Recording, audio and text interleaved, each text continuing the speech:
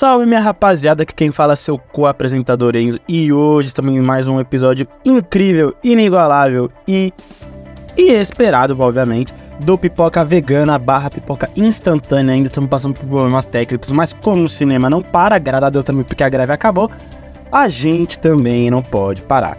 Antes de mais nada, eu gostaria que você nos seguisse nas redes sociais. Estamos disponíveis no Twitter, no Thread, no TikTok e no Instagram. E também que você desse aquela moralzinha, não só no YouTube, que você deve estar nos escutando agora, mas também no Spotify, Deezer, Google Podcast, entre outros streamings para poder nos ouvir. E que você também desse aquela moralzinha para nossa parceira V-Market. Exato, se você quiser potencializar a sua página, a sua marca no mercado digital, nada melhor do que contar com serviços inigualáveis da nossa amada V-Marketing. E hoje, meus amigos, iremos falar de O Assassino. Isso, você pensa que a Netflix ela está morta, mas não, a Netflix ela segue cada vez mais viva. E eu acho que a Netflix ela é um Golias do streaming, né? Você pensa, não, a Netflix tá chata, tá cara, blá, blá, blá. Mas não, ela sempre vai lançar os produtos que, de certa forma, vai se tornar popular, vai se comentando no boca a boca. E O Assassino faz parte de uma galeria de filmes que a Netflix lança e tem uma repercussão até que boa, não só pelo elenco, não só pelo diretor, mas também pelo esboço do filme em si. E cara, eu vou falar um pouco das minhas primeiras reações. Eu confesso que eu não estava tão ansioso para o filme. Eu vi que ia sair mais um filme novo do David Fincher, mas eu não estava tão empolgado, afinal o último trabalho dele, que foi também para Netflix, que foi o Mank, eu não gostei. E eu pensei, pô, será que eu tô deixando de gostar dos meus diretores favoritos? É isso aí mesmo, afinal, pô, é o diretor da rede social, é o diretor de Zodíaco, é o diretor de Clube da Luta. Pô, ele pra mim é um dos diretores que eu mais amo, gosto demais do David Fincher. Mas pelo menos o Mank eu não gostei. E ele lança novamente O Assassino 3 anos depois daquele fatídico filme que infelizmente vocês podem ouvir a minha humilde reação no episódio do Oscar de 2021. Cara, vou falar assim pra você. O Assassino é um filme bom. É um filme que é uma marca muito registrada do diretor. Ele é muito perfeccionista. Ele me lembra, assim, ele faz parte da galeria de diretores que equivale-se, por exemplo, ao Matt Reeves, que ele é bem minucioso nos detalhes e tal. E o David Fincher, eu acho que ele pega muito nisso. E cara, eu gostei desse filme, eu achei um filme legal, eu não achei um filme ruim, mas não é o melhor trabalho do David Fincher. Eu acho que ele é um filme que não, eu poderia citar o termo, ele se leva a sério até demais, mas eu não vou ser ingrato, eu não vou ser injusto com esse filme. Ele tem que ser levado a sério, é um filme que se propõe a se levar a sério, mas tem uns problemas que abre margem para poderem falar e apontar de uma certa forma, até de maneira mais incisiva, pontos negativos que esse filme com certeza tem. Cara, vamos começar pelo roteiro. O roteiro ele é dividido em 5 atos, né? Somando, não incluindo o epílogo. E cara, eu vou falar assim pra você, eu gostei de como o roteiro ele conseguiu fazer essa divisão de atos, sabe? Tipo, que foi o caso do erro, foi o caso da mulher ter sido agredida, foi o caso de ir atrás dos 2 assassinos, ir atrás do assassino final, e daí depois tem um epílogo, sabe? Eu gosto quando dividem-se os atos, sabe? Porque isso facilita tanto a gente no entendimento do filme, quando até, assim, se você quiser parar o filme, já que a Netflix tem essa possibilidade, ou quiser entender, isso aconteceu no ato 2, é uma sequência, uma linha do tempo que o filme estabelece que te ajuda a facilitar o entendimento do filme, e eu achei isso muito legal. E essa linha do tempo vai acompanhando não só a continuidade dos atos, mas também a desconstrução do protagonista, que no caso é o assassino. Cara, eu vou falar assim pra você, eu gostei muito porque do primeiro ato até o quarto, que foi, eu acho que o quarto foi o famoso divisor de águas, ele tinha algo já pré-estabelecido. Eu acho que uma coisa que eu gostei muito desse filme é algo que ele é uma experiência muito submersiva de trazer você para a mente do assassino. sabe? Na questão de, tipo, é alguém que tem como a disciplina em primeiro lugar, é alguém que trata isso como fundamental não só para a vida, mas para também o seu trabalho. Um cara que você pensa, não, é um cara sem escrúpulos, é um cara que não tem fé na humanidade, não trabalha para ninguém e tal, até ver que as ações, a consequência das suas ações teve efeito para as pessoas que ele mais ama, no caso a pessoa, que no caso é a Magdala, no caso a mulher dele. E cara, eu gostei muito como esse filme ele te leva para uma experiência submersiva na mente dele. Eu gosto disso, quando tipo, eu gosto quando o cinema ele traz essa experiência um pouco mais novata, mas não tão novata assim, porque já viu muitos filmes, e inclusive filmes do próprio David Fincher. Eu acho isso legal, achei isso muito incrível, e como isso faz muito sentido quando se iguala com o significado da sequência das linhas do tempo, sabe? Da construção da linha do tempo do enredo do filme. E achei isso muito incrível, achei isso muito legal. Mas uma coisa que eu achei que pegou, ainda falando sobre o roteiro, é que, assim, por que eu não achei esse filme o melhor trabalho do David Fincher? É porque eu acho que o David Fincher ele já se provou que quando ele quer fazer uma experiência mais submersiva, quando ele quer tratar entre deixar para o espectador se o cara tá desconstruído, se o cara não está desconstruído, igual foi, por exemplo, a rede social, ou se ele consegue fazer de uma maneira mais sutil, de uma maneira que não exige tanto do espectador. E eu acho que o Assassino ele pega muito, porque se você vê esse filme na velocidade normal da Netflix, que é o volume 1, e se você vê esse filme no volume, na velocidade 1,5, não vai mudar muita coisa. Porque o filme ele é muito lento na sua forma de trabalhar. A forma de trabalhar minuciosa é minuciosa. Eu acho isso 100% um problema? Não. Eu gosto disso. Eu gosto quando o filme ele te dá muitos detalhes para você poder formatar a sua opinião. Mas eu acho que o filme, na minha opinião novamente, ele trabalha de uma maneira sutil até demais. Eu achei que em muitos momentos ele queria trazer essa subversão, ele queria te levar para a mente do assassino e do seu método de trabalho, mas eu acho que ele pecou no sentido de se enrolar, no sentido de, por exemplo, atos poderiam ser facilmente resolvidos em 20 minutos ou 15 minutos. 2 horas de filme, quando você chega no esboço final, quando você chega no epílogo, você pensa, pô, isso poderia ter facilmente ter sido resolvido em 1h30. E você fica num sentimento de tipo, pô, faltou um pouco mais de trabalho, faltou um pouco mais de cautela. Não cautela, não. Cautela, acho que nesse filme tá até demais. O termo quase eu acho que seria agilidade. Faltou agilidade a mais para conduzir a narrativa do filme, para facilitar o entendimento e até mesmo alavancar o gosto do espectador sobre a produção. Mas, novamente dizendo, eu não achei isso 100% um problema, mas eu entendo quem aponta isso como um problema. Eu não acho isso 100% ruim, mas eu particularmente gostei muito disso e me fez gostar desse filme. Por exemplo, o Vitão, ele não gostou. O Vitão, nosso outro co-apresentador, mas eu, por exemplo, eu gostei. E isso é a coisa que, por exemplo, David Fincher, Matt Reeves, diretores mais autorais, eles se propõem a fazer. Então, eu acho que o Assassino consegue fazer isso muito bem. E uma outra coisa que esse filme que eu gostei bastante é os detalhes técnicos desse filme. Usa-se uma paleta de cor bem mais fria. Quando você vai, por exemplo, para Nova Orleans, quando você tá lá em Porto Rico, sabe, quando você vai para lugares na qual a paleta de cor sempre é um pouco mais quente em diversos filmes, na qual Hollywood sempre estabelece uma paleta de cor. Nesse filme, o David Fincher ele utilizou uma paleta de cor mais fria, uma paleta de cor mais caída, que combina um pouco mais com o tom do filme, que é um tom não depressivo, mas num tom que se passa na mente do assassino, que vê um pouco mais cinza, um pouco mais automático, um pouco mais robotizado, sabe? Então, algo mais frio, equivalente ao assassino. Então gostei de como eles conduziram a paleta de cor, a direção de arte no caso do filme.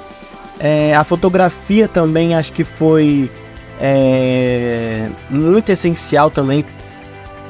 para se propor a fotografia barra coreografia da cena na qual na qual o assassino vai matar um dos que tentou assassinar, ou no caso o Bruto. Aquela cena de luta, cara, cinema, aquilo ali é cinema, aquilo ali foi uma aula de coreografia e também de fotografia também, afinal, conseguiu traduzir o que significava aquela luta, que era viver ou morrer, literalmente.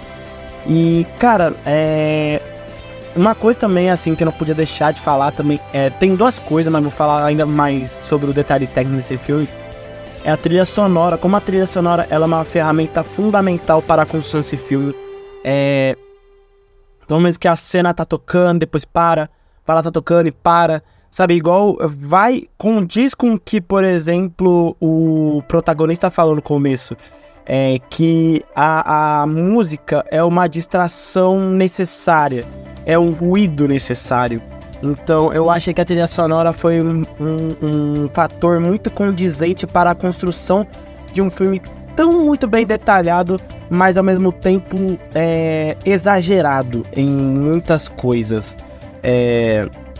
Em termos de diálogos, em termos de takes de cena que foram muito exagerados. Eu sei que o David Fincher, ele é muito ficcionado por planos sequências, mas que, por exemplo, não que Resgate o filme do Chris Hemsworth seja um exemplo de roteiro, mas acho que é um exemplo de como fazer um plano sequência cativante.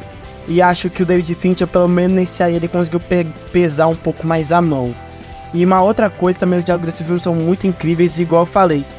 Existe um filme antes e depois do quarto ato. Antes e depois da presença da especialista. Que, cara, aquele final, eu entendo muita gente não gostar. Eu mesmo, eu pesquisei e eu pensei, mano, caralho, tipo, não matou o cara que encomendou a morte, mas matou o taxista, sabe? Tipo, pô, caralho, taxista tem nada a ver. Mas é uma coisa que é verdade. O assassino, ele queria ser um dos poucos, mas de uma certa forma, no diálogo com a especialista, ele só percebeu que ele era um dos muitos, porque qual era a diferença dele pra ela? Sabe, a diferença foi que ela se deu mal, ela não contava com a agilidade dele, mas ela simplesmente só se deu mal porque ela pagou pelas ações dela e ele não pagou. Quem pagou, no caso, foi a mulher dele, que no caso ainda ficou viva. Mas ambos são iguais. E tipo, ele reparou isso quando ele teve esse diálogo com quem encomendou o ataque pra mulher dele. Então, isso que eu acho. Eu achei que o diálogo desse filme, o diálogo dessa cena em si, do assassino da especialista, foi um divisor de águas para a gente entender um pouco melhor o final, como ele, tipo, falou, eu não sou um dos poucos, eu sou um dos muitos. Porque ele se destacava como ser aquele cara frio, aquele cara que não queria, que se considerava diferente, se considerava distinto, igual ele falou. Mas não. E achei isso uma forma muito, sabe, legal. Claro que ele foi evoluindo ao longo do filme, ele, por exemplo, matou a Dolores, mas ela matou mesmo... lembrando que ela tem os filhos dela e tal, mostrando que poderia ter sido um acidente, enfim. Foi evoluindo, o protagonista foi evoluindo até chegar no ponto final, e tem aquele final que é debatível, é discutível, mas de uma certa forma é bastante coerente com o que o filme propõe. Agora, falando um pouco mais das atuações, cara, assim, eu vou começar nossa presença brasileira da Sophie Charlotte. Nem tem muito como avaliar ela, coitada, tipo... Ela em termos de diálogo, ela pouco falou. Ela foi a mulher do assassino, né? E teve poucos diálogos, não tem muito como avaliar a atuação dela, mas sempre bom exaltar a presença de uma brasileira no mercado estrangeiro, no mercado mais popular, no mercado mais falado, assim, né? Algo não nichado. Então é muito bom. Já foi a Bruna Marquezine, a Alice Braga. E aí a Sophie Charlotte, então eu sempre vou exaltar, pra mim, Sophie Charlotte, incrível, gênio, não tem nem muito o que falar. Mas, cara, falando também das atuações mesmo, Cara, teve a atuação do Charlie Spawner, que foi o Rhodes. Teve a do Sala Baker, que foi o Bruto. E até da Carrie O'Malley, que foi a Dolores, que essa aí já gostei um pouco mais em comparação com os outros dois, porque ela acabou falecendo, mas ela falou, eu sei que não tem muito o que correr, mas por favor, fale para meus filhos. Então o semblante dela de medo, a presença dela em cena foi muito boa, então não tem muito o que falar. Pra mim, o mais fraco foi o do Ardis Howard, mas não porque ele atuou mal, mas ele não, indiferente da Sophie Charlotte, não sem clubismo, tá? Mas com todo respeito, pelo personagem ter sido encomendar a morte, encomendar o ataque à mulher do assassino, tipo, achei que poderia ter tido uma presença melhor de tela, mas não significa que foi algo ruim. Mas, cara, eu tenho que exaltar duas atuações. A primeira é da Tilda Winston, eu amo essa atriz, amo ela. A Feiticeira Branca, a Eterna Feiticeira Branca e Anciã Doutora Estranha. Mas não só por esse filme, quero falar com o Kevin. Mano, outros filmes, ela é uma atriz incrível mesmo. E a gente tem sorte de estar vivendo a mesma era que ela, igual eu falei, existe um filme pré e pós a presença dela, e pra mim a presença dela foi muito importante para a narrativa do filme, tanto em atuação como em tudo, sabe? Eu acho que pra ela fornece os melhores diálogos, fornece os melhores papéis, porque ela é uma atriz de alta ponta, a presença dela é algo surreal de assustador. Então, mano, pra mim, uma das minhas favoritas, ela é muito versátil, ela tipo, com pouco tempo de tela ainda assim, muito carismática, e ela conseguiu fazer a versatilidade entre o medo, a coragem, a tranquilidade de saber que vai morrer, e mesmo assim, sabe, eu gostei muito disso, eu amo a Tilda Winston, e, cara, pra mim é uma das melhores atrizes que temos atualmente, né? E pra mim o melhor são as duas, o Michael Fassbender, eu gosto muito dele também, é um ator que pra mim é a nata,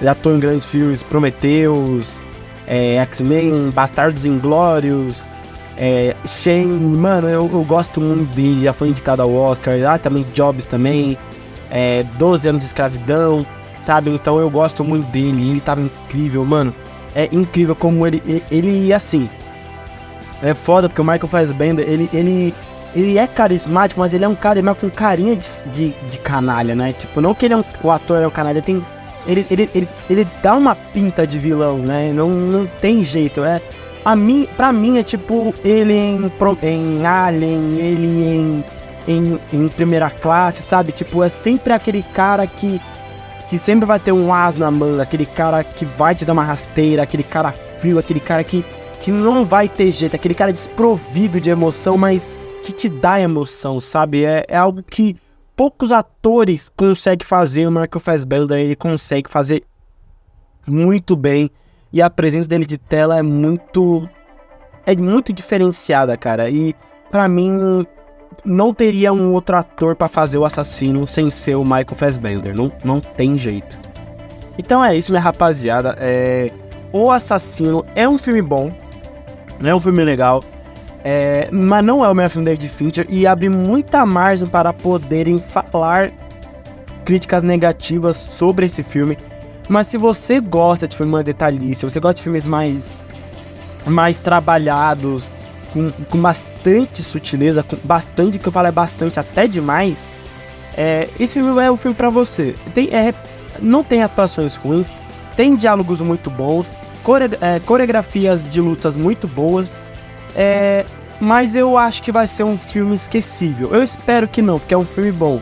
Mas vai ser um filme esquecível, infelizmente. Porque muita gente já se criou esse preconceito com essa lentitude do filme. Mas se você dá uma chance, você pode se surpreender positivamente, eu espero. Então, O Assassino, nota 7,5. E é isso, minha rapaziada. Vamos ficando por aqui. Eu agradeço a audiência de vocês. Se você gostou, aquele like, aquele joinha. Se você não gostou, comenta no comentário por que você não gostou e tal. Nós debate sem menores hates na internet, pelo amor de Deus. Nos siga nas redes sociais, no TikTok, no Thread, no Twitter e no Instagram. E também que você nos ouça não só no YouTube, mas também no Spotify, Deezer, Google Podcast, entre outros e outros streamings. E também dá aquela moral para a nossa patrocinadora amada e querida Vmarket. É isso, vamos ficando por aqui. Até a próxima e tchau!